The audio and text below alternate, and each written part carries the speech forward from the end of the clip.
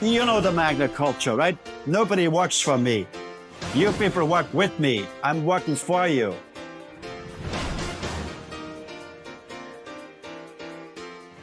The history of mankind has always been dominated by the golden rule. Here's the gold makes the rule.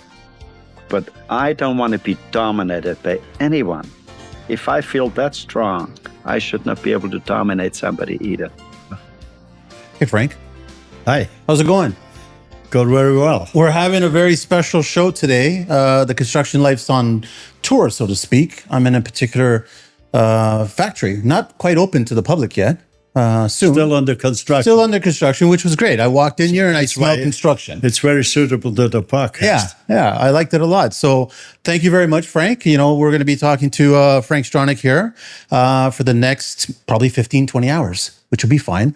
It's Sure. okay. No, we'll go as long as we can. But I want to thank you so much for your time and sitting down. And first of all, thank you for the wonderful lunch that we had, because you've got a lot of things going on in your life.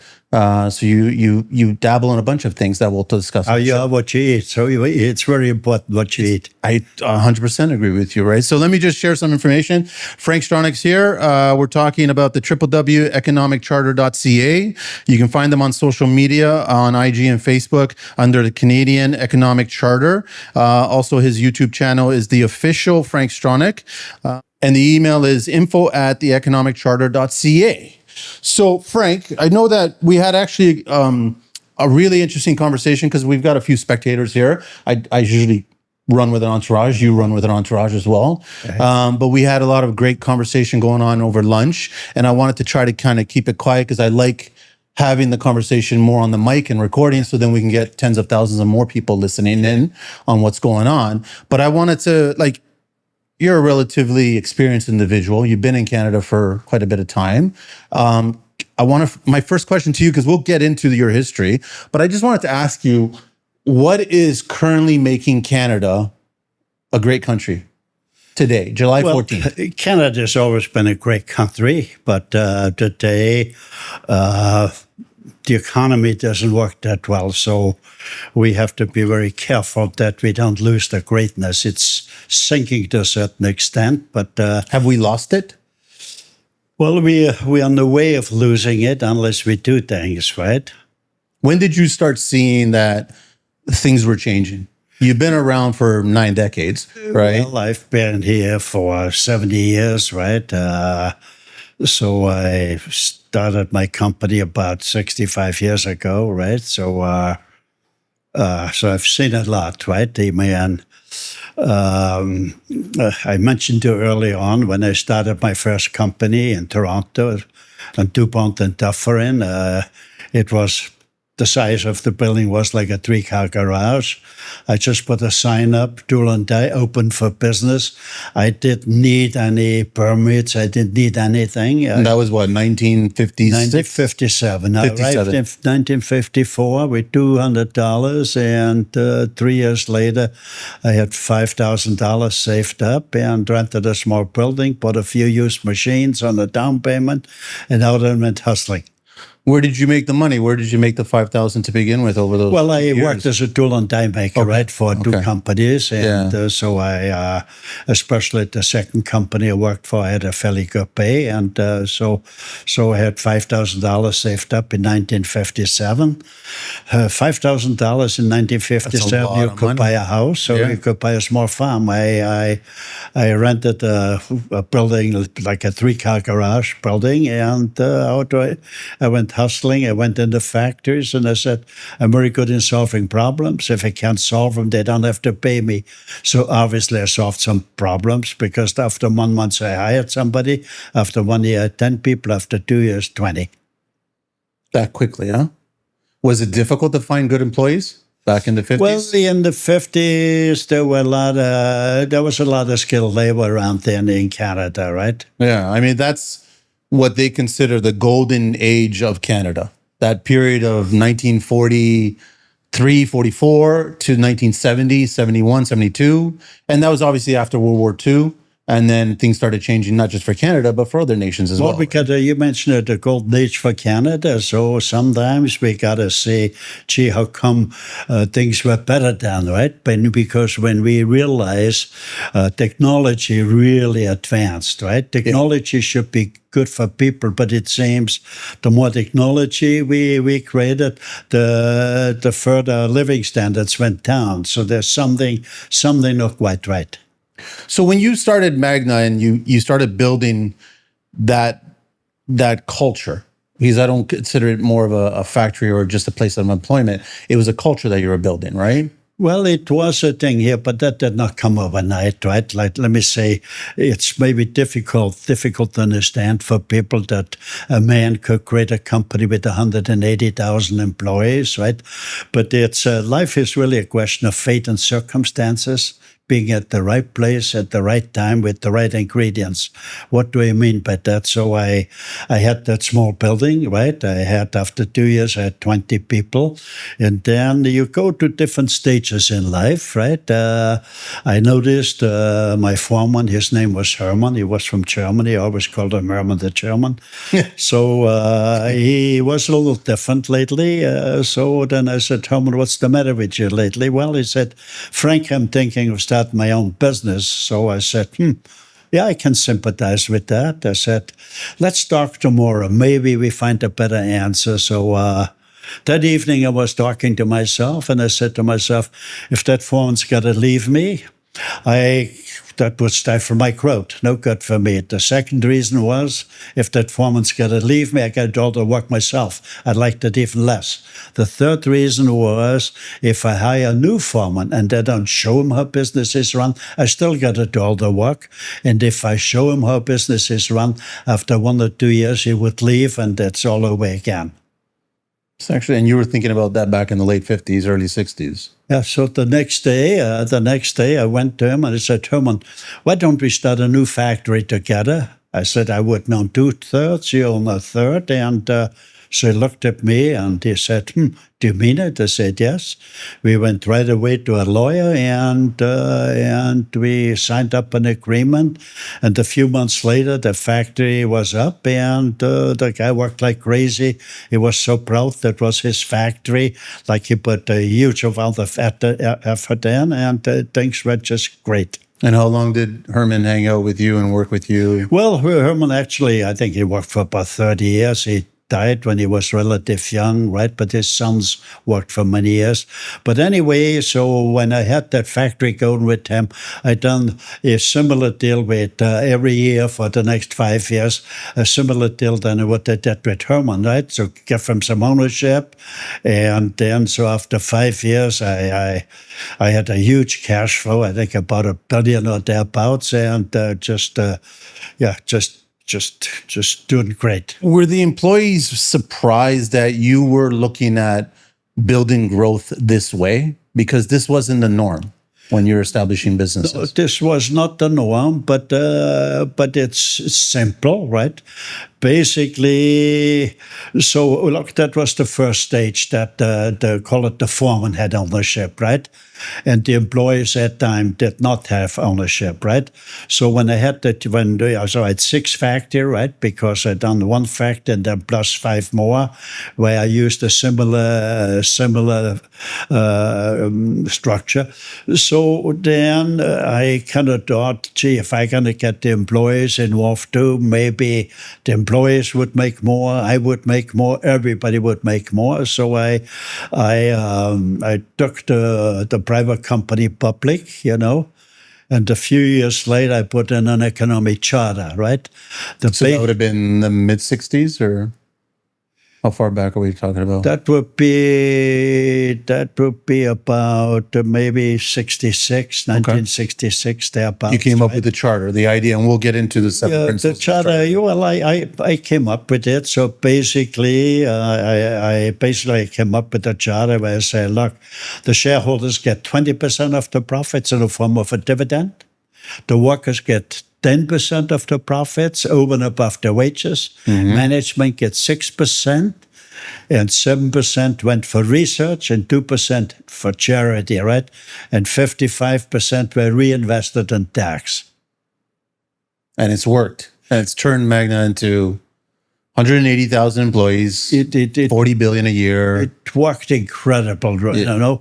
The amazing thing is when you let workers participate in a tangible way, you release an energy of under proportions because the workers on the front line, they can see how things are made. When they know they get a portion, then they think more, right? So it's basically like you're gonna enhance, you gotta articulate the thinking, and so it's great. So anyway, the first year our profits were up 40%.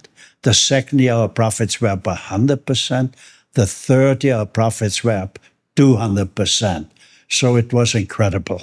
Were you confronted, like Frank, by other businesses hinting that you shouldn't be doing it this way? Like you shouldn't be giving so much pride to the worker? No, it's basically to make that step, right? It's but I made that step early on when I said to Herman, look, let's create a business together. You're on a third, I'm on 2/3. So that was sort of the driving point. So it was. So I just, like I said, I took then the private company public, and we had a great cash flow. And then I was talking, what kind of system should I put up so the employees can participate too? And it worked. I can imagine that the environment when you walk into the plant, the workers had this kind of energy around them as a result of that, right? Isn't that what you saw, you felt? It's like I said, it's amazing when you let employees participate in profit sharing in a tangible way. It's something incredible. Productivity grows, everything grows. Yeah. And as a result, then the business grows and they do better and everybody does better, right?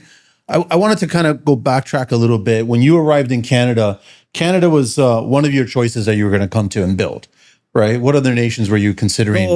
Basically, when I was finished with my apprenticeship as a tool and die maker, I went for about a year and a half to Switzerland and maybe develop my skills a little better. And then I came back to Austria for another year and a half. So anyway, I think I finished my tour making in about 1950, right? So I was another 4 years in Europe, in Austria, Switzerland. And then I wanted to see more of the world. I had no great philosophies. I just heard when you be in Canada and you work hard, maybe after a few months you could afford to buy a car, right? And the way what happened to me is I had to share a bicycle with my sister, right? So I had a great incentive to go to Canada. So so I applied to a visa to South Africa, to Australia, to the United States, and to Canada. Sometimes I'm a little hard on the Canadian bureaucracy, but I'm saying they're the best because they came first through with a visa. They were first to respond and invite you and allow you to come into the country, which was great. And then what was it like? What was it like? Like my family immigrated to Canada in the late 70s, but what was Canada and what was Toronto like when you immigrated? You mentioned early on in the late 50s, 60s, 70s, those were the golden years of Canada. You know, the country was known that if you work hard, it's the country of opportunity. So you had a lot of people wanted to get to Canada because things were great. I think municipalities were great. They were helpful. I remember when I went on my first building, you know, I didn't need a permit. I just had to sign up, tool and die, open for business, and so no permits. When I built my second building, was a new one I built from scratch. I had a set of blueprint. I owned a piece of land in the town of Richmond Hill. Okay. The Richmond is a little north of Toronto. I went with my plans to the town hall. I asked for the building inspector. I showed him the plans. So he looked at them for a while and he said, look, the plans are stamped by qualified engineers for snow load, wind load, and the hygiene thing here, you know, sewage, right? Yeah. So here's your permit. He said, look, I'm so happy that you built a factory in Richmond Hill. So I had my permit in the same day. Was any of it, I'm just curious, what like the building departments themselves, were they grateful that you were supplying not only work for the workers that were going to be in the factory when it's completed, but also the skilled workforce that was actually building the factory to begin with and the construction process at that point. Was there any kind of sense of gratitude coming from the city where you're contributing to our growth in Canada? It was an open attitude. They look at the cities, man, they say, gee, if we have, we can do more in the city if we have industry there. So there was a great attitude to say, look, if we attract business, then people have jobs, and then certain amounts the city will get to improve things, etc., from schools to playgrounds, etc. Look, if the economy doesn't work, if there's no industry, nothing will go. I agree, and I just wanted to get a sense of when you were growing, and it was growing rather quickly. Yeah. Were more and more people, I guess, paying attention to your success, and were they coming out of, so to speak, the woodwork, where they were either wanted to be beside you as a result of proxy of attaining some of that success, or were they kind of watching you to kind of keep you in your parameters? Well, no, we when we were public, we were quite, we became very, very popular, I remember, it was always like a show, right? We had our annual meeting at the Roy Thompson Hall, sitting about 500 people, right? So I remember at one time a shareholder stood up, Mr. Stronach, don't you think you're overpaid, because I had a very low base salary, very practically nothing, about 3% of the profit. So my salary was about 50, 60 million. So a few employees got up and they said, the more Franks make, the more we make, because they get also a portion of the profits, right? So what's the problem? It was always, what's the problem, right? Yeah. Okay. What the problem really is when let's say when the CEOs, the chief executive, when they get a lot of things not based on profits, right? When they get it on for other reasons, right? But if you make the profits, then the shareholders be happy, the employees are happy. So that's part of profit sharing. I think is very important. I'm curious, Frank, about if a young Frank Stronach of today were to come into Canada today, could you pull off what you pulled off? No chance. No chance. What are the stumbling blocks? Like, what is going on? And it's like I don't want to name the township, but I've gone in the organic foods, right? They gone in call it growing foods, right? Having farms, etc., etc. So anyway, I build call it a greenhouse, because for a greenhouse you don't need a permit. You're allowed to. They cannot prevent you to build a greenhouse, right? But at the same time, I applied for a farmers market. And so I applied, and when I called the city hall a few months later, I said, what about my permit? I applied a few months ago. What?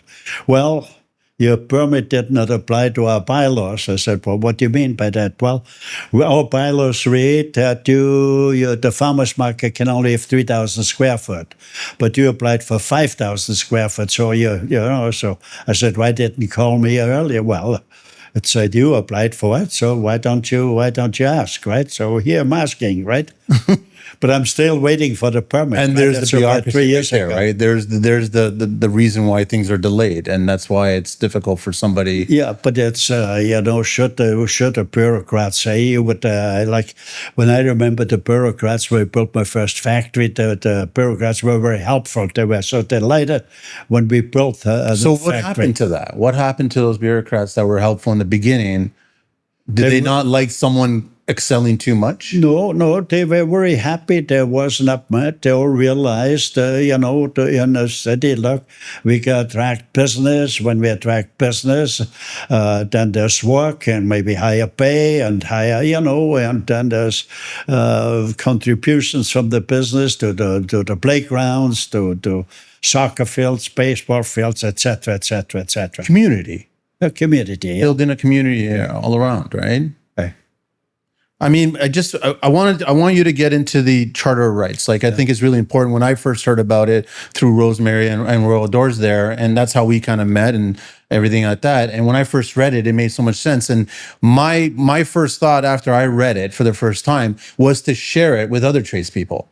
And a lot of them heard something about it, but they didn't really know too much about it. So I'd love for you to kind of dive deep into your 7 principles. And when you're listening to this, or whoever's listening right now, you'll get a sense of that it's applicable to your small business. It's applicable to every entrepreneur. It's applicable to every hardworking blue-collar individual in Canada, in the US, and around the world. These principles make so much sense that you just think, why isn't this happening right now? Why isn't this growing? That's exactly why I do certain things. But I've always said, it doesn't matter how smart you are.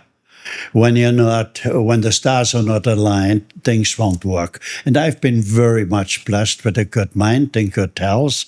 And so from time to time, we look in the mirror and say, look, what's the purpose of life? First of all, I think you should have a purpose, right? Mm-hmm. Life gets a lot easier for purpose, right? And so I looked in the mirror and assessed myself, and I said, gee, life's been very good to me, and can I give something back? So I thought it was very important the way I built Magna. It's a role model, right? Those are the forerunners for an economic charter, right? So I said I should call it the wisdom or the experiences I accumulated. I should widen, and so that the younger generation is aware of it, right? Because in a way we were unusual, right? Mm-hmm. Okay, to a certain extent we are unusual, right? So basically I wanted to see, my mission was, I'd like to see Canada being the first country in the world with an economic charter of rights. Okay, so the message I wanted to get across loud and clear is, the human charter of rights alone is not sufficient. No. We have to fortify it with an economic charter of rights. Economic charters of rights will lead to economic democracies, and economic democracies are the basis for democracy itself. So that's where we stand, and that's where my mission is, and that's where I try to work and see Canada will be the first country in the world with an economic charter in the Constitution supporting the human charter of rights. Because you believe that they are intertwined, like they're connected for growth. Yeah, let me express it maybe a little different in the grassroots language. All people understand, and all politicians and all business people agree, if the economy doesn't work, nothing else will work. Yeah. If the economy doesn't work, you cannot feed the hungry, you cannot look after the most fragile people, the elderly, the sick, and the handicapped. But we do not talk, interestingly, we do not talk what drives the economy. It's the most important subject. It's the economy, the economy, the economy. If the economy doesn't work, nothing works. So it's strange, but we got to realize the economy is driven by 3 forces: smart managers, hardworking employees, and investors. The message I want to get across loud and clear is, without workers, you can't make a profit. Yeah. Okay, so workers have a moral right, right? And they've proven it.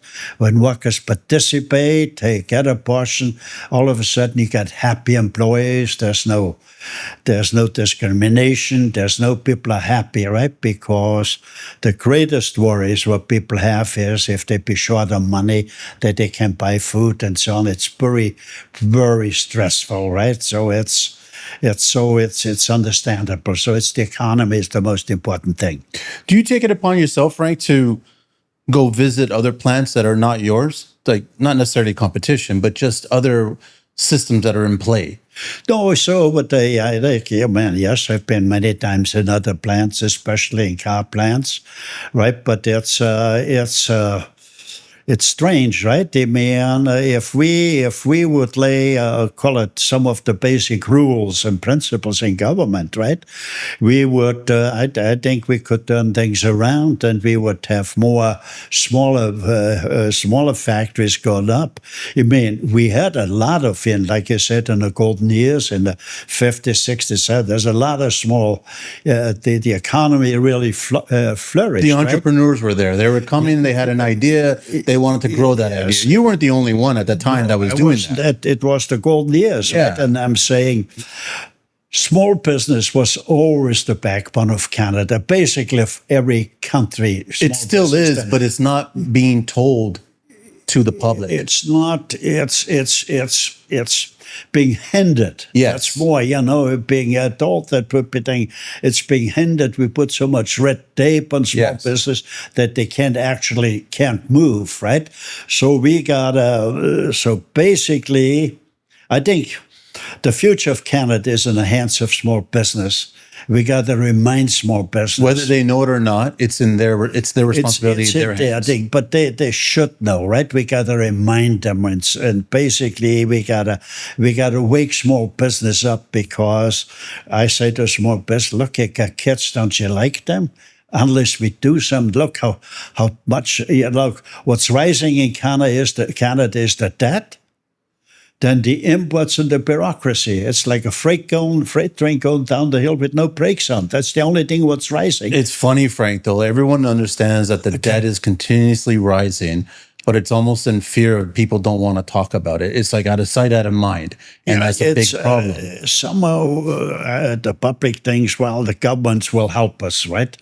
Okay, but the governments cannot give you anything unless they take it away from somebody else, right? Sure. So I'm not preaching, right? The economic charter is not let's take away from the rich.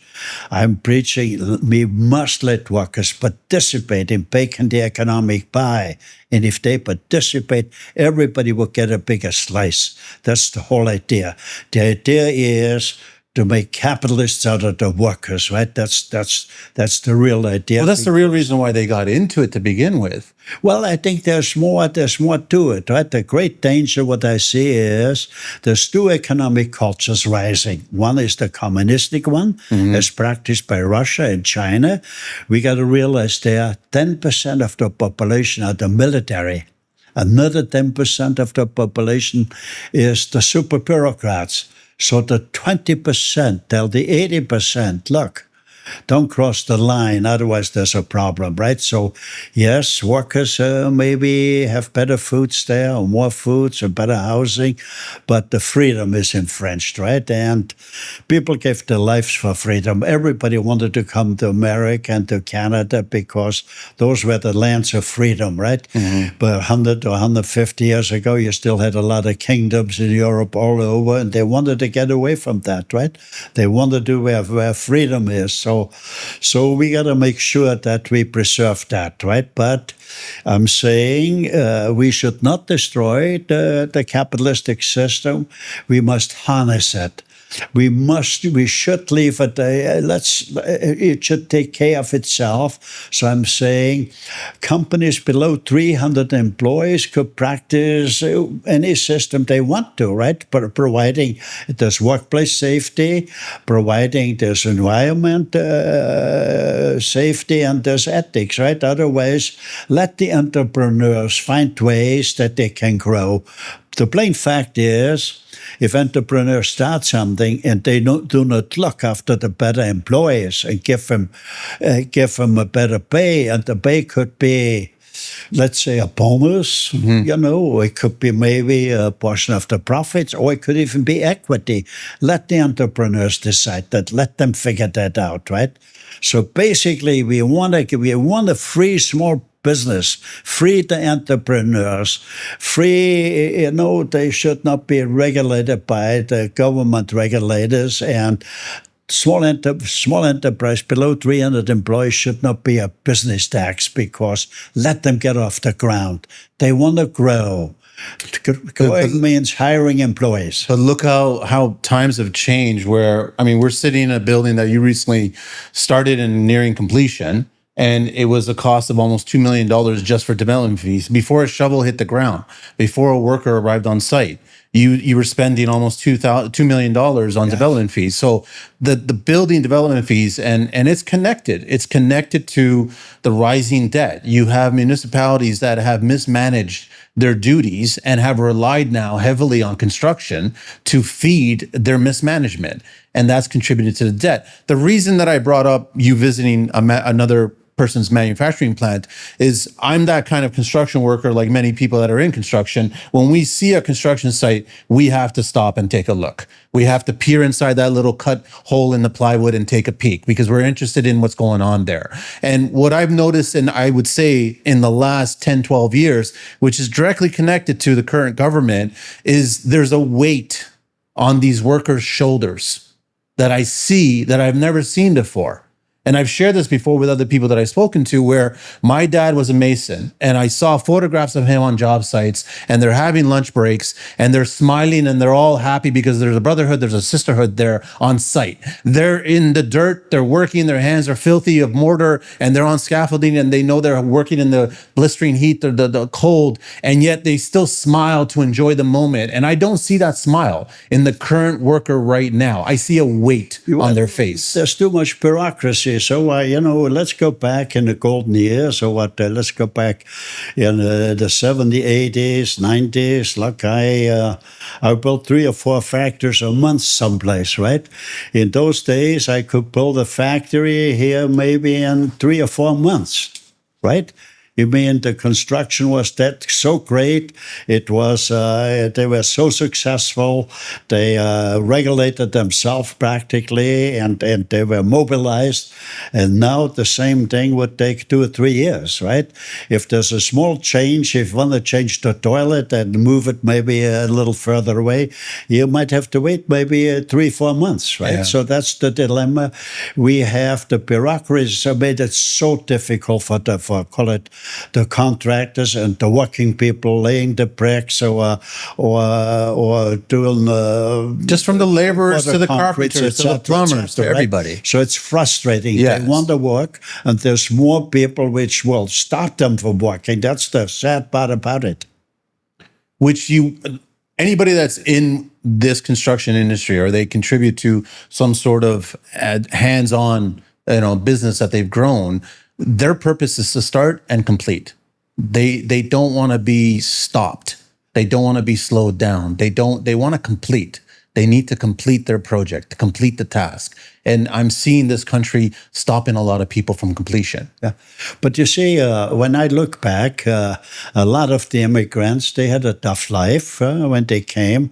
They said, gee, my kid should have it a little better. I want to see my kid being a lawyer, a financial thing or whatever, right? And we neglect to call it the trades. But that's when our economic chart, I'm saying high school should stop at grade 10 and grade 11 and grade 12. The students should be exposed to the trades. That would be a win for the students because you accumulate more knowledge, right? The more knowledge you have, the higher the pay is, right? And it would be it's a little easier to go into your own business in the trades, right? Okay, you maybe build houses or there's many things you can do, right? And so, but it's also a little easier to be an entrepreneur. Yes. And I'm not saying easy in general, is that you can network with many other tradespeople that are trying to be their own entrepreneur and trying to grow their business. Because I've always said the young trades, you require other trades to continue growing your business. Sure. You need that. So that's what it's missing, right? For young people, there's less hope to thing here, right? Whereby, look, I gave an example, right? Magna was a company we had over about 440 factories, right? And wow. Our factories, I kind of stifled them. Not in sales, but in I said 300 employees would be enough. To everything, there's a reason. I'm saying if you have a large company, something doesn't function, you got a large problem. If you got a small company, something doesn't function, you got a small problem. But it goes a lot deeper. You have this many, because when companies get much larger, then people become a number. Right, so basically, there's other reasons too, right? So there's a lot of reasons why and what.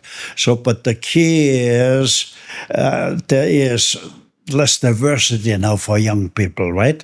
And I said earlier, I would say there's lots of opportunity too, young and old people. if the construction, if we build a lot thing here, we could build housing so much cheaper, factories so much cheaper, if we wouldn't have so many bureaucrats, right? Well, the problem is that the people who don't build are telling the people how to build what we need to build.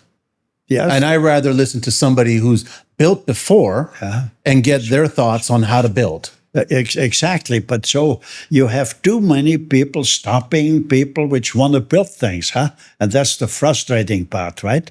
Okay, and this is where a lot of money is wasted. So a typical example, about a month and a half ago, when the federal government and the provincial government got together and pronounced pretty like aggressively, we want to make it easy for people to buy a house. We're going to pay for the development charges, okay? But why, how come the development charges are so high? We don't take a 3,000, right? 3,000% in the last decade. So the governments, what did they do in there, right? Because they make a great thing to get elected, and then they got to borrow money or print monies, right, to pay for which is even worse. To pay for the development charges, right? So it's left and right. It's we gotta reduce the bureaucracy. We gotta see maybe one term would be enough for politicians to be in parliament, and then they should go out and work with the rules and regulations they developed in parliament and see how difficult it is or how little common sense those rules make. I agree with you 100%. But the problem is that you've spoken to a lot more politicians than I have probably ever in my lifetime, nor do I want to, because I don't have the thick skin for it. I don't like speaking to people who don't know what's going on. I don't like speaking to people who've never worn a hard hat where there's not been a camera near them to photograph them in a situation. I want to speak to people who actually have gotten their hands dirty and who understand the workforce, who understand the problem solving, who understand all those techniques. And my biggest problem that is, I think, directly connected to our debt and our increasing in debt in this country is that 1/4 of our nation, 1/4 of our population, their paycheck is directly connected to the government. I think it's 1.25, right? Okay, but that's a huge thing. So the message... That's a big number. You see, the message I want to get across is, it's when you want to change things, the system isn't right? Yeah. And you can, in a democracy, you can only change it via democratic means. So basically, I want to tell small business, you're the backbone. You have kids. I want to remind them. I want to remind them. I want to wake them up and say, look, you got kids. There's a little future if we leave it the way things are, right? So so basically, I'm glad when you called me that you're in the construction thing. So there's hundreds or thousands of smaller construction companies which build homes, which factories, etc. There's 1.6 million people in this country alone that work with construction. So we got to wake them up and say, look, you're really the builders. You're the backbone of the country. You should not be paying a business tax, right? Because usually when you want to bring a change, people will ask them, how does that affect me? What's in for me, right? So basically I'm saying, you're running a small business, there should be no business tax because you want to grow, be of a larger business. And to grow, that means you got to hire employees, right? And the employees will pay the income tax, right? If an entrepreneur, businessman takes out money, so if he takes out more, he pays like the employees, right? Yeah. They pay a tax. Yeah. But usually the entrepreneurs, they only take out as much to what the family needs to live. And they want to leave everything and want to grow the business, right? And the way we have now, we stop them from growing. That's the dilemma. That's why we're falling back. That's why our living standard has deteriorated over 50%. So the wake-up call this morning, we joined the thing here, right? Be part of some, we call it the new wave common sense business association, the new wave common sense. We gone away so much from common sense with AI. Yes, those are all really important things. But when I think back 50 years ago when the first computers came on the market, the slogan was, if you got one of those computers, you could eliminate 5 or 6 office coffee straw in a high riser. But when I look around now, I see 20 times more buildings, like regulators, bureaucrats. It cannot go that way. There is no, if you go that way, there's no hope for our younger generations, right? So we gotta wake up, more band together than your political force. And look, you've done a great job regulating yourself. When you look back 70, 100 years ago, small business regulated, vice council, the bricklayers, the carpenters, they all had things. They run a great show. When you look at the older section at cities, like they were greatly done, right? Okay. And they tested the time, like it just lasted. I wanted to ask you, Frank, it's just like you're 93 years young? As long as you put the word young to it, then I accept it. You're 93 years young. 90 years You're young. 93 years young. I'm not sure what I can do when I'm grown up. But I like, why care? Like, why do you care? You've done so much. Why not just go away and go live a life and enjoy your success? Life has been great to me. Like Canada has been great to me. So I want to remind people, right? Like, that life is really need a purpose, right? Without a purpose, you're afraid of dying, you're afraid of this, you're afraid of that. So it's been incredible, great to me. The country's been great to me. And I remember when I built my first building, went for everybody was very helpful and very anxious. We built things in Canada, and I see that disappearing. So basically, I'm to remind them, look, let's think back about 50, 67, the golden years. We can do it. We can do it over and over again because we have advanced in technology. Technology should be helpful for the people, right? But we're going backwards. So where does all the money go, right? And if they know and above, if you're not economically free, you're not a free person.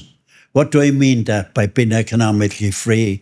I'm saying if a Canadian woman or a Canadian man has worked for 30 years, they should have enough accumulated to own their own house or condo without a mortgage, without any debt load or whatever, and should have enough in the bank. I would say at least $300,000 in the bank so they can subsidize their old age pension and choose their own road to happiness for their remaining years.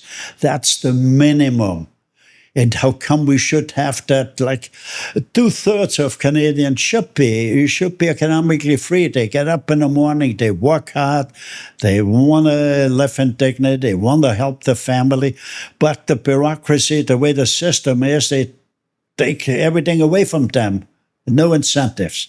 Do you think, Frank, that the average Joe Schmo or Joanne Schmo could wake up tomorrow and make this change in their life and just start a better path? No, the average thing, unfortunately, our education doesn't work because we don't educate.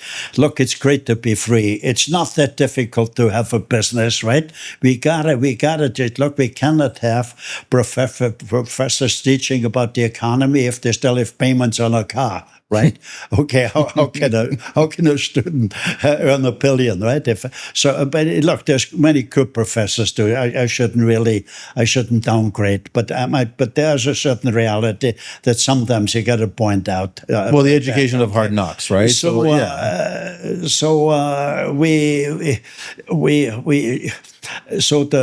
the public is not really. It's not in our educational system, right? And to a great extent, the world is still ruled by the golden rule. The people which have the gold make the rule. Now you don't see the rulers no more. They might be in Hawaii. They might be in Beverly Hills. They might be in Monaco. What I'm trying to say is, I call them the financial elite. The financial elite don't want to share the profits with the working class.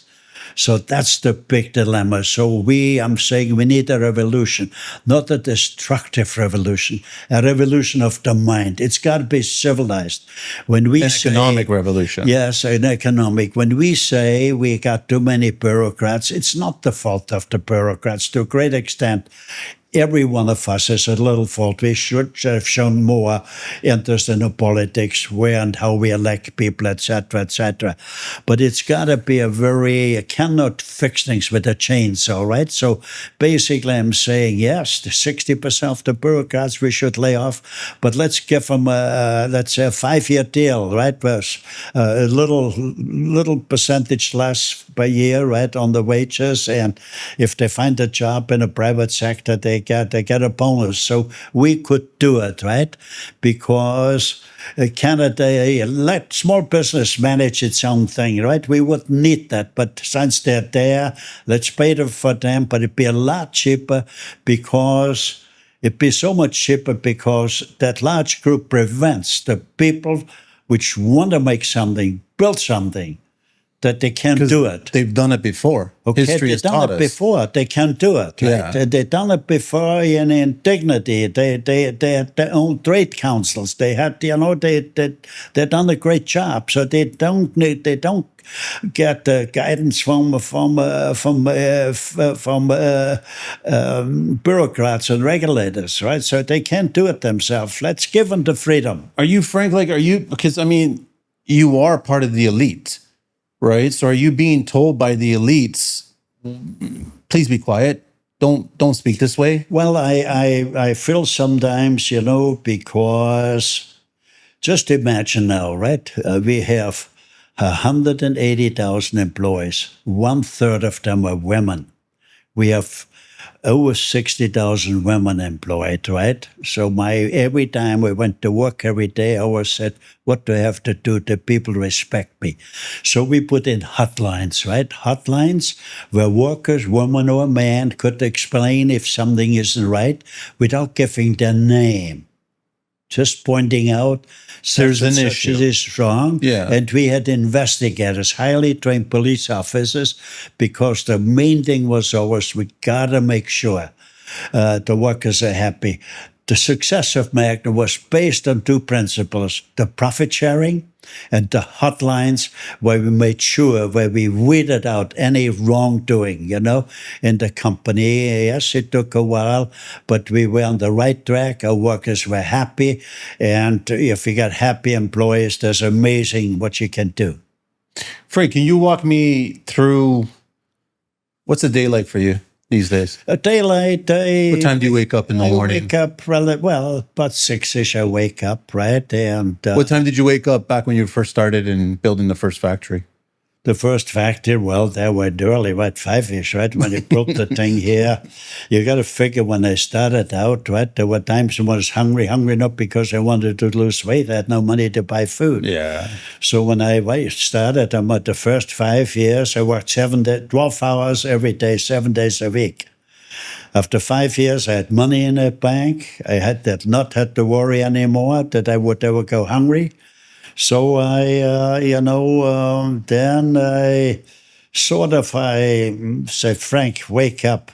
You're involved in so much technology. You gotta get involved of nature, be part of nature.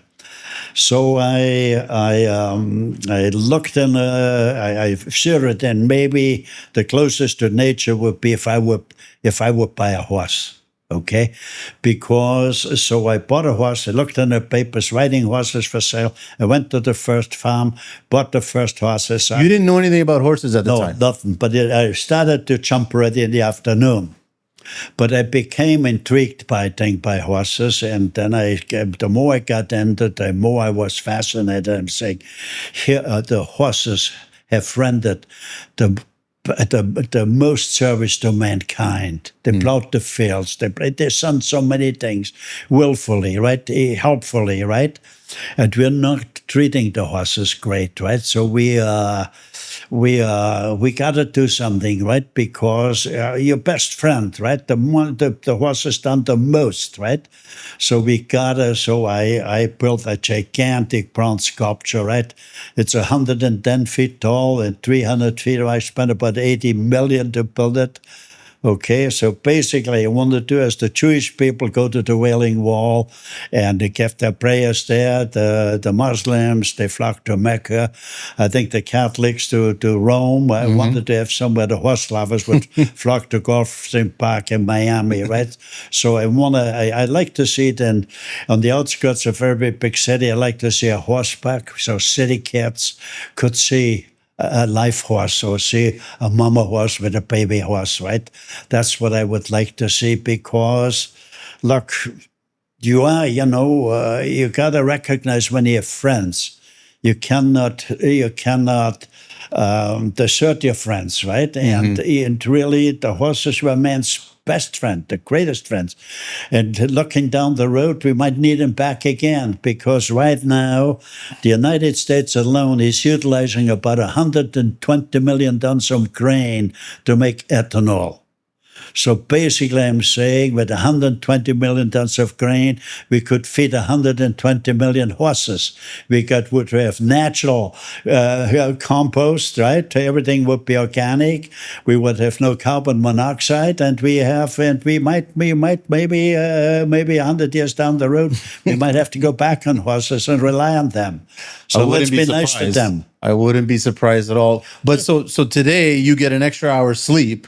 But then what is the course of your day these days? What do? You have a lot of business going on. I know that we'll talk about the new business that you're starting with here, but then you still have the horse going on. So inside, well, I'd like to be in bed by about between 9 and 10. Okay. Right, and then I get up early and have a simple breakfast, right, and reflect a bit, do some light exercises.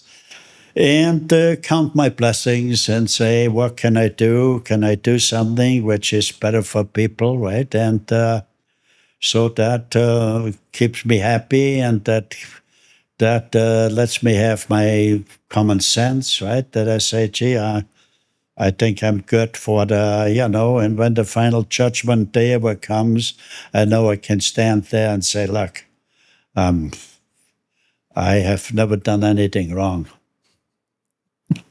There's a bunch that I still want to ask you because I wanted to go back to the golden age of things where I was interested in first I want you to share the 7 principles, right, of the economic charter. I think that's important. I think people need to go online and check it out. I've shared the address, but then I'm also going to put the address and the information in the show notes as well. So if anybody's interested, but if you can kind of walk me through, balancing the budget is the first one. Yeah, I'll give you that right here.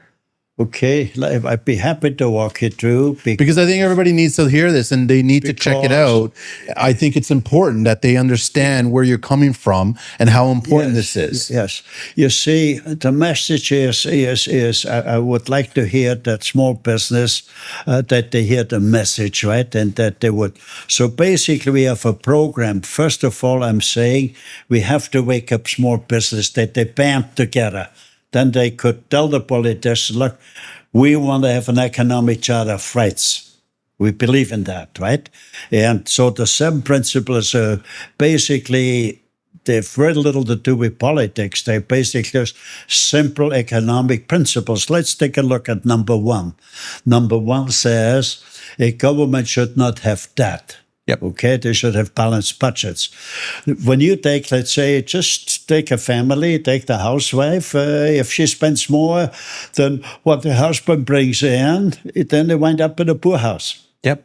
Or do you take a farm? If the farmer spends more than what he gets for his crops, he would lose the farm. Yep.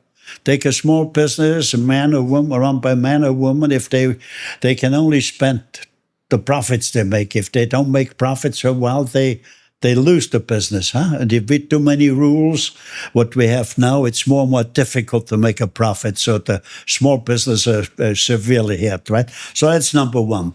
Number 2 is the bureaucracy should be in a percentage of the population, right? We can up, I think the writing amount to anywhere been, let me tell you, the latest statistics down on bureaucracy was about 2 years ago. I got 3 countries in mind. Canada had 100 bureaucrats per 1,000 people. The United States had 70 bureaucrats per 1,000 people. Japan had 40 bureaucrats per 1,000 people. So population-wise, Canada population, 41, yeah. America 360, Japan I don't know off the top of my head. But I would say about between 10 and 20% of the population would be enough. So in the golden years, right, we had maybe 10 or 15%, right, were bureaucrats, right? That's where the living standards were so high. The more bureaucracy you have, the lower the living standards. Yeah. The smaller the government, the greater the living standards, okay? So anyway, number 2 is we must keep the bureaucracy low. Yep. Number 3 is we must have a simple tax system, no more loophole, black and white. It's gotten Everybody very should complicated. understand that. Yeah. Like, the people of a country must understand the laws. If the laws are so convoluted that you need 20 lawyers to figure out one sentence, then you got a problem. Okay, so the law, Simplifying the tax system, basically, number 3, yeah. No more loopholes, no more thing. Number 4, small business, we must set small business free. So no business tax to small business, and let them regulate themselves. Incentivize them to grow. Incentivize them to be free, right? Yeah. Because small business has proven was always the backbone of the country, right? That's 4. Number 5 is, I should say, we should not wipe out the capitalistic system. No. The capitalistic system needs harnessing. When they get larger, over 300 employees, then they should pay a portion of the profits to the workers. But let the entrepreneurs, let the thing run their show. Below 300 employees, let it be free enterprise. Let the entrepreneur decide. And again, I'm saying, if he doesn't pay the hardworking people extra monies, he will never grow. So let them make that decision. If he gives a bonus or profit sharing or equity participation. There should be more mentoring of this. So that should be, yes. So that should be the 5th principles, right? Where large companies should, the capitalistic system needs harnessing, right? Yeah. But let it be free, below 300, totally free the capitalists. So below that, let entrepreneurs more. And you're doing 50 that. million or 100 million, right? And incentive for the younger thing here. And you're doing that by sharing profits to the Canadian workers. By sharing, yeah. You've proven that it works. Yes, you've proven that it works. And I want to get that winning formula should not be lost to the population or to the younger generation in Canada. And number 6 is that high school should stop at grade 10, at grade 11. Then students should be exposed to the trades. Yeah. It's a win for the students. They get some extra knowledge. I even say that it should still be introduced in elementary years as well. Yeah, well, it's but at least the 2 years. If they want to go to university, they're free to do so, right? After grade 12, and then number 7, I like it, and I respect what you are thinking about regarding 7 because 7 is it's health. 7 is. No kid should go to school hungry. That means we got to serve breakfast. No Canadian kid should leave the school hungry. That means we got to share lunches. And below, the food would have to be organic. We could do it if we would. We have to, because Canada could always feed its own people, right? Of course. A country which could feed its own people never had a problem. So Canada had family farms which could feed Canadians. But family farms are not, they cannot compete anymore with industrial farms. Yeah. You see, 95% of the food eaten comes from industrial farms in North America and Canada, right? And so in industrial farms, you don't see anymore any eagles fly because there's no more rabbits, there's no more pheasants.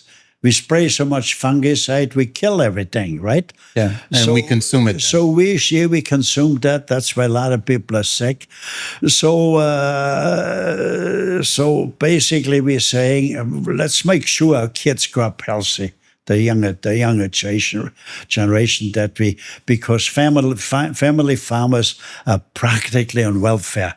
kids of family farmers say, Mom, Dad, I don't want to be in a farming. And they I should don't be want to in treated so much welfare." better. So we must have a major campaign going on that farming is cool. It's the most noble thing to do, to grow food and feed people. So it must be cool for the people, that young people will flock back to the farms. We got millions of unused acres. Let's explore. Nobody should be hungry. We are not doing the job, right? We are not making young people eager to go back and think. But we got to set the framework, right? Because we cannot get them in. Industrial farms make huge amounts of monies, and their family farms work like crazy and don't get any monies, right? There must be a family farm fund which would supplement it, and that would be not really a subsidy. That's a huge saving. We would save billions of medical costs. Well, it's the mental and the health. So basically, benefits we've of got being the outdoors.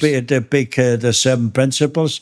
If you, small business, endorse the new wave, common sense business association, because they would endorse the economic chart. They would see the value behind actually They see the implementing thing that it has to be incorporated under law in the Constitution, right, in Parliament.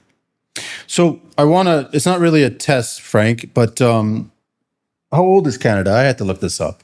I didn't know this specifically, but do you know how old Canada is? How old Canada is? Yeah, right now. Well, It's not a test. I cheated. freed ourselves from England, right? It was, Well, the official birthday is July 1st, 1867, so it makes Canada 158 years old, right? And it was first Ontario, Quebec, Nova Scotia, and New Brunswick. Yeah. That was that date. And then gradually 1870, Manitoba, 1871, British Columbia, 1873, PEI, 1898, Yukon, 1905, Alberta and Saskatchewan, 1949, Newfoundland, Labrador, and then 1999 was Nunavut. Yeah. Right? And I'm bringing this up because do you know how many prime ministers we've had in that period? Just take a guess. Well, divided times 4, right, every 4 years, right? So we had about 60 or what, 70? No, we have 24 in total in that time period since 1867. We've had, and that's the reason why I was bringing up the golden age, right? Because the golden age was that period of time where it was that 1948 to kind of 1970, and that's when you saw an influx of so many, not just Austrian immigrants, but it was the Italians, the Portuguese, the Croatians, You mean a lot of Europeans, right? Yeah, coming in here. They all wanted to come because Canada was the land of opportunity. And I wanted to kind of go through, because I'm sure you know this, where we can look back on our past in this country and we can see what was done and what didn't work. And why are we not repeating the golden age? Why are we not going back to what was working so well between that period of 1940 to 1970? Basically, it boils down, we got too many bureaucrats. It is. That's exactly it. So the politician wanted to be elected and re-elected, right? So they always came up with some program which sounded good for the thing here, but you had to finance it. Somebody had to pay for it, right? And it doesn't work, right? Because you cannot buy an expensive car which you cannot afford, right? But governments could print monies. So that's got to be the corporate constitution. But would make it very difficult for them to print money. There's a cause and effect of printing money. We've seen it. We're seeing it. Yeah. I just did a little bit of research, and I was like, okay, let's go back. One thing that kind of stood out for each of the prime ministers that were leading this country during those times. So obviously, the very first one being Sir John Macdonald. He built Canada's economy through a national policy. Yes. Right? That's back in 1867 all the way to 1891, right? Alexander Mackenzie, he was the first fiscal restraint during a recession, and that was during 1873 and 78, right? John Abbott, he was stabilizing the economy back then, right? John Thompson expanded trade negotiations. That's what was going on. Mackenzie Bowell, he was politically unstable and slowed the economy completely down from 1894 to 1896. Tupper, Sir Charles Tupper, he was too brief, so it was one of those, which we've had a few of them already. Wilfrid Laurier, he was the first great economic boom. That was 1896 to 1911. That's where we saw some growth there. Then you had Robert Borden, and he managed Canada's wartime economy during First World War. Then you had the post-war adjustment. Then you had Lyon Mackenzie King. He built Canada's modern welfare state. and that was 21 to 48. That's what he did there. And then you had the Great Depression between 93 or 1930, 35. Then you had Louis Saint Laurent, and there was a golden age then. And that's what it is. It's the 1940s to the 1970s. That's what was started from him. And I'm just going right to, the last prime minister we had, what he's known for is large-scale government spending and debt expansion. That's what he's known for. And it's continuing right now with the current one. And we need to either go on a U-turn or make a turn right or left to figure out, and I strongly believe it has a lot to do with your Charter of Rights, that's the course correction. Well, I think... I don't want to point fingers at the individuals that are here, no. But there are problems here, and I don't understand why we're not looking to the past. Basically, got to come to the conclusion the system doesn't work. Yes. You see, the politicians are trapped, right? They're trapped. They cannot really do because there's so many bureaucrats, right? They can't. Basically, the bureaucrats run. But they've gotten so comfortable being comfortable at the expense of us. Yeah, but we. That's why I'm saying one term would be enough, right? And bureaucrats shouldn't spend their lifetime either. Okay, so because they get too comfortable. Frank, I agree with you. It should be one term, maybe max 2 terms. During that golden age of Canada, can you, like, the 5 key things that contributed to that one specific golden age in our history, right? Those 5 key things were manufacturing dominance, home ownership, infrastructure, rising wages, and a strong middle class. Yes. I don't see any one of those 5 things going on right now, today. But that's the scary part about it. That's why thereby is very little hope for the younger generation. So are they giving up? Like, I've had, assistants work with me on projects, and I've had young people in their early 20s just tell me that there's no purpose in me getting a driver's license because I'll never be able to afford a car.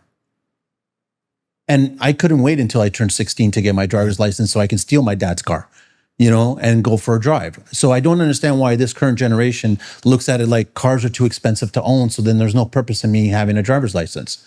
That's not the mindset that we need to grow. See, this way I come and build a small electric car. Because you got to realize the problems, right? Serious, there's a problem too, because when I got out of the large car thing, I said, gee, I'm contributing to utilizing so much non-renewable resources like oil. Like oil is used for thousands of purposes, right? And then most of all the carbon monoxide, right? Because so I said I should get out of it and focus on the food, on the healthy side, the gourmet, just eating right, eating healthy, eating proper food. The organic food, right? Okay, for a minute I said gourmet organic food. Okay, so but let's go back to the EVs that this is where we're at right now. So you've developed this. When did this start? When did you come up with this brainchild? Well, I was called by the premier, right? Because I was on the, I got I was installed in the Automotive Hall of Fame, right in Detroit, right? Okay. So I got to know in the industry as being very innovative, right? And so Doug Ford called me and said, "Look, General Motors is closing. Can you give me some ideas?" So I worked out some ideas, but that related to large cars. And I said, "Look, there's only one way: small cars. You can park 4 of those in a regular car parking spot. So going to work for students, for people, right? It's the parking car. Everything is cheaper, right? No gasoline. So it's the only way." What's the company called again? The company is called Sarit, right? The Sarit makes small electric cars. Sarit stands for safe, affordable, reliable, innovative transit. That's Sarit. What's the website? I don't have that information, but people can go online and take a look at it. We'll share it. But look up, Google that, and you'll find it right then and there. All right. And we got a chance to take a look at it. And one of us actually hopped in and started driving it and had a bunch of fun with it. And what was it again? The numbers again, it's about an hour charger and you get... well, we could, you could plug it in any outlet, right? In a garage or wherever, right? Just if you need a quick load, you can get in a quick load thing, but in a few hours it's loaded up again and can go 100 kilometers. And the cost would be about $1. $1 for 100 kilometers. Yeah. And the top speed again is you can get the speed we could get it because it's small. We want to lower the speed, and it's meant to be a city car, right? In the city, when I look around, there's very very seldom it's over 40 kilometers an hour, right? Yeah, 30 or 40. So it's meant for that, right? Yeah, and then it's just easy to get around at that point. Yeah. But you've also designed it to fit on bike lanes. You've designed it so then it could. Well, it should be spots. Because first of all, it goes slow, right? It does not.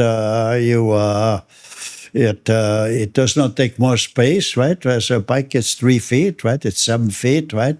It may be more. A bicyclist may be more difficult to handle, but less safe than a 3-wheeler or 4-wheeler, right? Mm-hmm. Okay. And then you have different models, so then you can actually store, load up. There's a back section. We have a small, what we call the last mile delivery, right? Which for Amazon and FedEx, etc., where they right now they all have big warehouses in the outer circle of the big cities, and they got warehouses there. And right now they got big warehouses, big trucks to deliver the good into the city. So the idea is take smaller trucks and you spend less because, in a big truck you have maybe 500 customers, right? A parcel here, a parcel there, all over, right? And a small one too, but it's mapped out, right? A certain section, right? You get less, right? So we call that the last mile delivery. And then my first question when I saw it, I was asking you about safety, and then you ended up showing me the entire frame that if you do get into a collision of some sort, you're protected. Yeah, you're more protected than being on a bicycle, or you're just as much as protected in a small car. Okay, but again, the very key. It was great. Great to have that conversation, a podcast. But again, the very thing we want to wake up small business, but get involved, right? For your sake, for your kids' sake, for Canada's sake, right? Because if you band together, you would be a political force, and you could judge what you support. But the Economic Charter of Rights is, they call it the minimum standards, and the Human Charter of Rights needs the support of the Economic Charter of Rights. Well, the EVs make a lot of sense because everyone's always trying to buy Canadian. Right. And if you do set up a business in the core and you're on one end, so let's say if you're in the West End and you want to deliver a product to the East End, you could easily do it with these vehicles. You can get through the congestion and get your product to homeowners, it's right? The New Wave Common Sense Business Association. The New Wave, we use common sense, right? Yeah. Okay. We're lacking that. Let's go back to common sense. So, Frank, you're still, at 93 years young, you're still hopeful that we can turn all this around. We can rebuild Canada. I hope so. I hope that the Economic Charter of Rights will implement it while I'm still alive.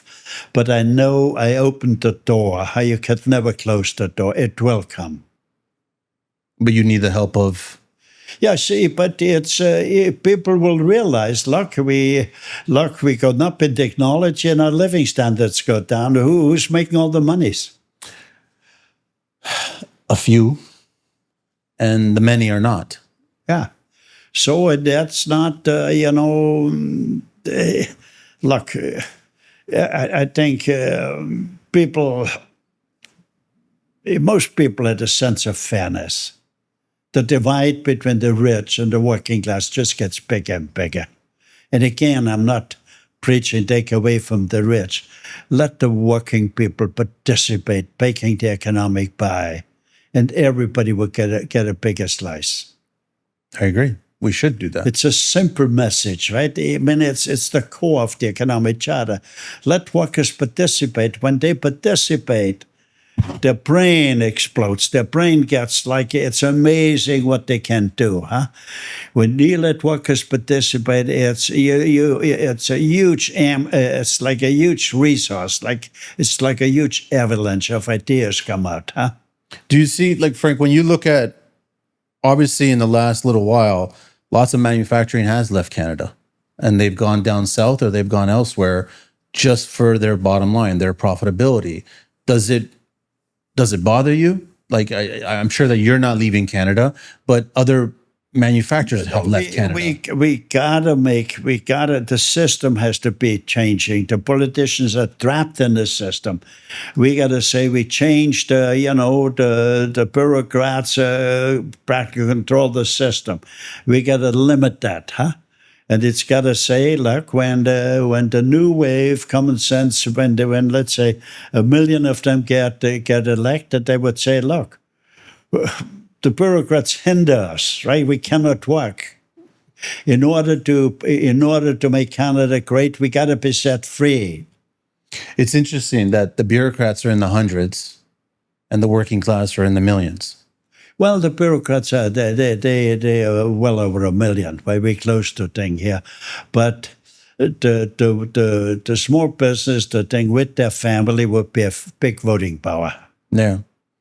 I don't think that a lot of people understand how much power they really do have. Well, that's what we get across. That's why a podcast. That's why we got to get across. That's when we talk with people. We should get across and answer the question. All right, we gotta set.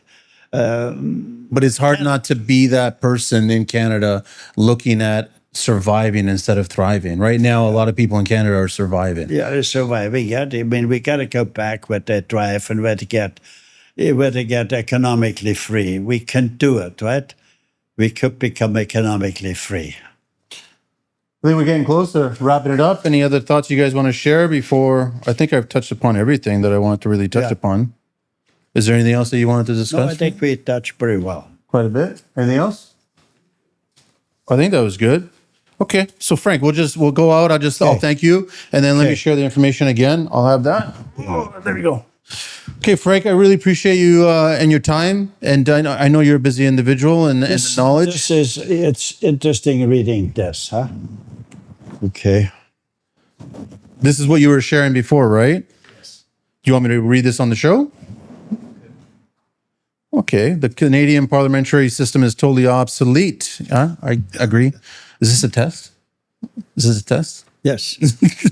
Number one, the debt is rising rapidly. We already know that. Federal and provincial debt, approximately 2.5 trillion. Are we on our way by the time we have our next election in October of 2029?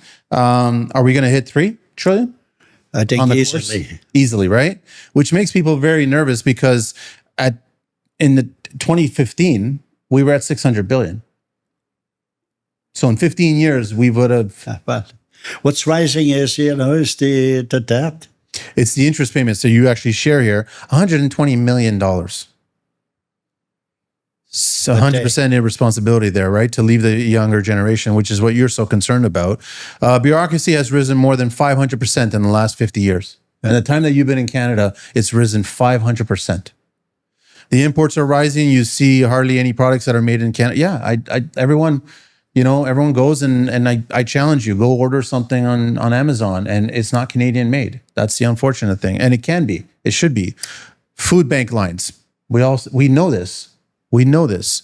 They're increasing greatly. When the computers came, you mentioned that already. The only thing that is not rising is the living standards. Yeah, that's sinking. The living standards are deteriorating more than 50% in the last 50 years. Canada has improved so many things with technology. Technology should benefit people. How come the living standards went down with all the technology we have created? Who's getting all the monies? The few. And the many don't. I agree with you. The political system is not working. It's been deteriorating for the last 70 years. And I'm going back to the golden age. Yeah. Why are we not studying the golden age and those 5 things that made Canada? At that time, they wanted to serve, huh? And here, most of the thing, they want to depend to get the salary or get the benefits. And I agree with you about the one-term policy, like a parliament. The problem is that they vote on it. I mean, recently we had a government that voted in to not investigate a certain situation. And I just said, well, but if there's enough small businesses banded together, they could bring it up. I want people to understand that if you're a blue-collar worker, if you're a skills tradesperson, union, non-union, red seal, not red seal, what have you, factory assembly worker, whatever it is, you have so much strength. Yeah, you have so much strength. We gotta remind small business. No, Frank, I honestly, like when I was first introduced to this charter, I believe it 100%. There isn't a single word that you've shared in there that I disagree with. Yeah. I look at it and I'm like, this is exactly the course correction. This is the U-turn that we need to see. And I mean, I want to see it, but you're dealing with a lot of bureaucracy out there where people don't want to see it. But the only way is you need a constituency and the timing has to be right. I think the timing's now, to be very honest. Well, the pain factor hasn't really set in yet. It's going to, when the holidays come around in 6 months. Yeah, it's the pain factor, yeah. It's going to be very difficult for a lot of Canadians. And then, you know, like a lot of people have reached out asking me, how's 27 looking? And I'm just being honest. I'm saying it's looking worse than 26. So prepare for it, right? But Frank, again, thank you. I really appreciate your time. Okay. Thank you so much we didn't really dive into the organics food. I mean, how's your garden? I'd love to see your garden one day. My garden? Yeah, you must have a nice garden, no? Well, no, I got farms with gardens. Everyone, I'm encouraging you, please check it out. The Canadian Economic Charter rights, you can find them online at www.economiccharter.ca, info@economiccharter.ca as well for the email. Okay, and then you can also check out the New Wave Common Sense Business Association. That's where all of it, all the hearts. Basically, we are saying the Chamber of Commerce doesn't work. They've done nothing. The independent, nothing. Nobody's ringing the bell. We got a problem. Got it. Okay. So that's why I'm saying, look, you cannot rely on that thing.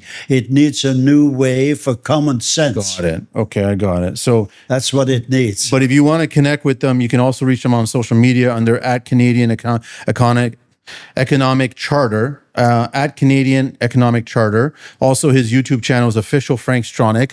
I also want to talk about, briefly, just let everybody know, the book. And thank you so much for giving me a copy and signing it. Sure. I really appreciate it. So the Canadian Economic Charter of Rights and Responsibilities by Frank Stronach. You guys can check it out. This could be purchased on Amazon, right? Yes. Yeah. So definitely give it a read, guys, because everything that we were talking about is in that book. And it kind of does make a lot of common sense on this is the direction of where Canada should be going. Well, I've proven it. I run Magna, and the Magna is somewhat of a forerunner of an economic charter of rights. So there's really a proven formula behind. Yeah. It's just fine-tuned, but to a great extent. I've operated that way for 60, 70 years. But you operated that way for that long because it was working. Sure. It worked. It proved its point, and it hasn't shown any sign of not working. No. It's continuing to grow. So we should be doing that, right? So I appreciate your time. Thank you so much, Frank. Okay, great. It's been a great conversation, and everyone check it out. Thank you. Good.